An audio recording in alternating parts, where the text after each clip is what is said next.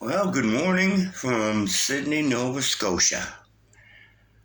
I decided I'm going to have to do a rant today because, man, oh man, I tried to listen in on local media. I don't know for the life of me why I keep doing it. It's torture. I keep going back, hoping that CBC and CTV and our local news is going to do the actual news. And they never, ever let me down. They never do it.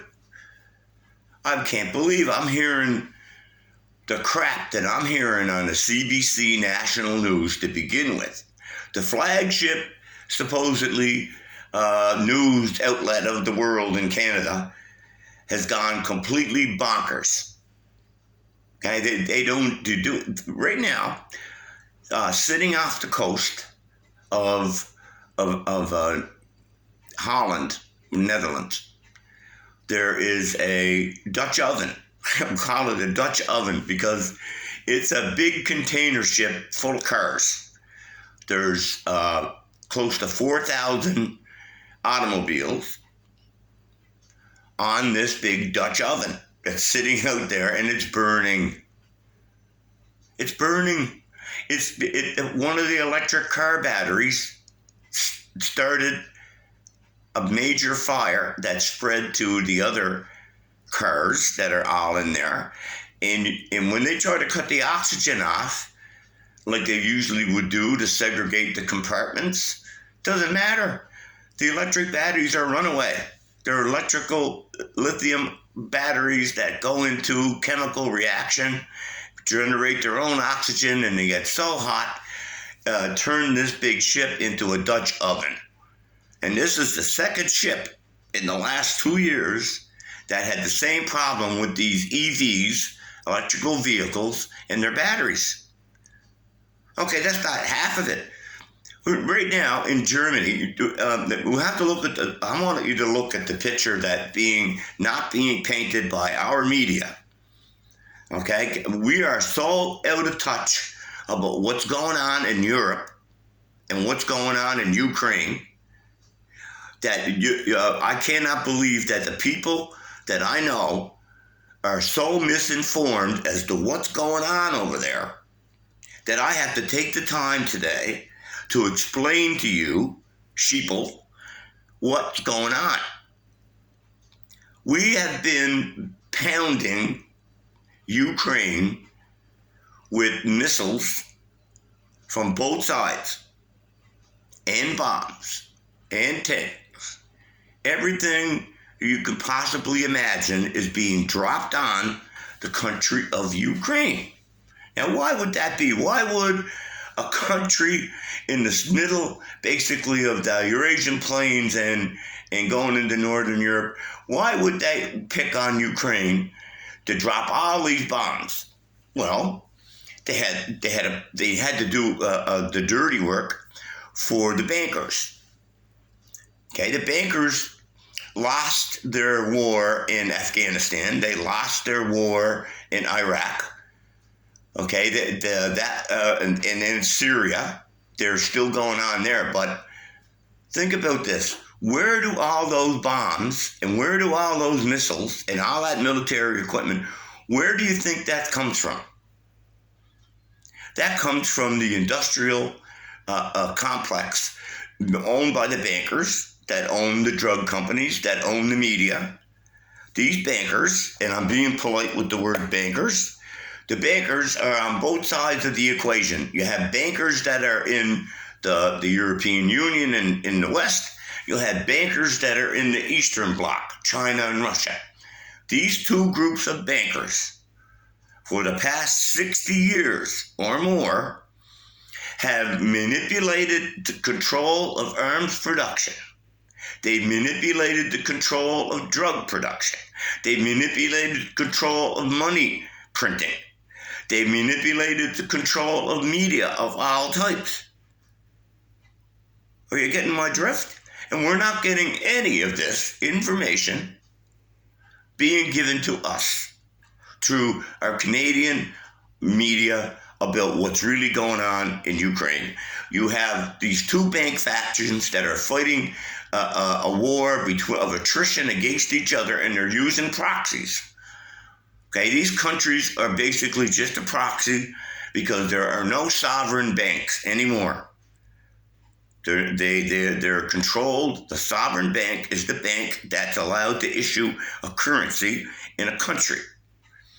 And the Fed in the United States is not a federal bank. It's a private bank, the same as the Bank of Canada. It's owned by private individuals who then print money and get paid interest on the money they print. And these people are in control at the top. Okay? So the media is never going to tell us about what's really going on in Ukraine. The goal in Ukraine is to take control of Odessa. Now, for anybody who's not a student of history, we'll have to give you a little bit of a rundown on what the major issue is, why Odessa is so important to these two banking factions.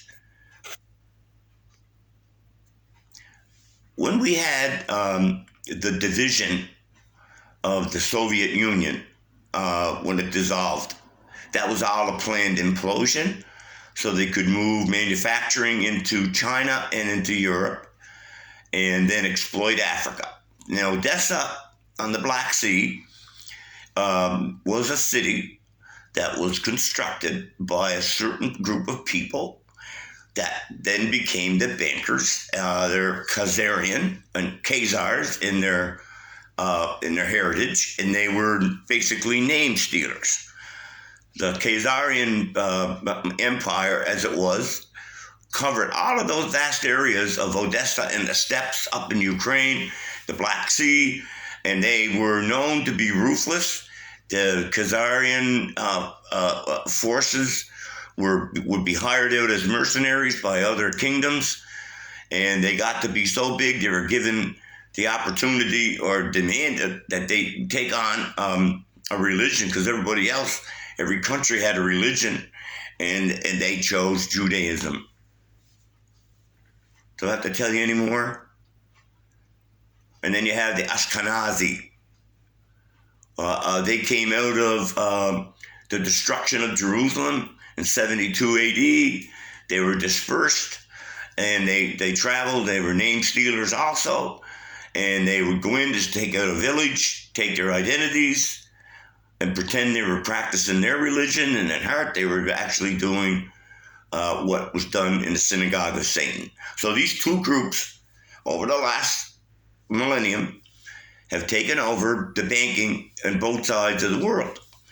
You may not want to believe it. You'll have to check it out. The Rothschild family and the Rockefellers, they actually own the Bank of China. They owned Hong Kong up to, 25 years ago. They owned everything in Asia. They ran the Communist Party like they do now. The Chinese Communist Party in China at the present time is dominated by one group called the Han Chinese.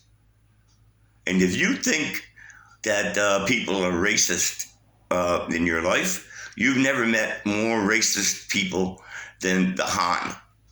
Okay, the northern Chinese tribes, they dominate the 1.2 billion Chinese. They are the Tao Chinese. You look at them, the people in the Politburo, in the Chinese upper echelons, they're tall. There's no small little Chinaman that you know from Manchu or down in the southern part, Canton, that region. No, these are northern Han Chinese, and they're very racist to the other groups. They run the Bank of China with the Rothschilds. Now, what do you think they're all up to? About making money. And they use Taiwan as a football. Taiwan belongs to China. It's never going to change. It's just a football. Where they shake the rattle, the saber, when they want to distract you. Now back to the news. We're going to filter it down because you're not finding out about Europe. You're not finding out that Germany is falling apart. Okay, German industrial capacity has diminished by at least 40%. Germany is the hub of manufacturing in Europe, and it's going down because of green policies and this ESG and diverse mechanisms that they put in place at all these corporations. And now they're at war because they think they can make regime change in Russia. It's never going to happen. The Russians, if you look at the map in this war, the Russians at the current time are just inching forward, and they have been for over the last year, demolishing everything in its path. They picked on the bear. This is a group of people that, in the Second World War, they picked up their factories and moved them behind the mountains, and then they came back out swinging and demolished the Germans. This is war. And the Russians know how to fight war, and they're doing it for the bankers, the same as the other side. You got Soros, who runs the European outlet, and on the other side, you have the Rockefellers through Kissinger that run all of the eastern side. And it's all about making weapons and dominating the economies of other countries. And you never get to hear about it in our media. Why is that? Why has our media been taken over by a bunch of communists? Because here, just to give an example, you can't write a letter to the editor in Cape Breton in their post record, which is supposed to be the record of note, and you're not allowed. You're not allowed to speak an opposing word on a bus. As I found out, because I'm banned from transit because I like to speak out to my friends. You can't get a storyline other than the one that they're putting out and they're controlling from Halifax. And that's here in Sydney, and it's everywhere. The CBC today, they ran stories that were, the world is having a hemorrhage, and they're painting it as if it's all roses and beautiful flowers and bullshit. If you really want to know what's going on in this country, you have to go outside the country in the media to learn about what's actually happening here. It's ridiculous.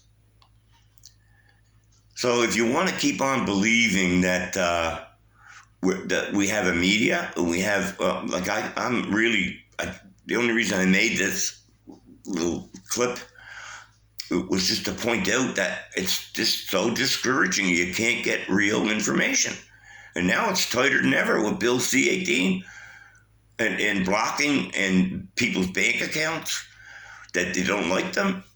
Banning my products from for sale from locations because they didn't like my political views.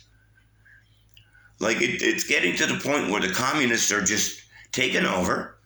They've taken the media now, so you have no voice, and you'll never hear any real news or anybody that's going to stand up and speak out because they'll be shut down. I don't know. I think maybe you should take heed and try to figure out what's going to happen in the next little bit if we don't stand up and start to do something about this containment. We've got a bunch of idiots that are running this municipality and they're getting away with it.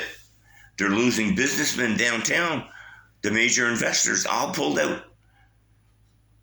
They set up a container on the port so they could have a pop-up for a witch.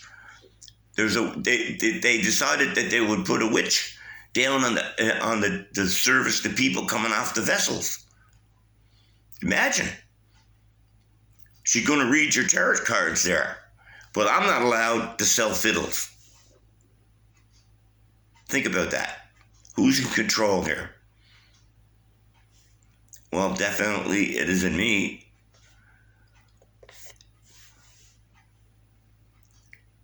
Imagine a pop up for a witch.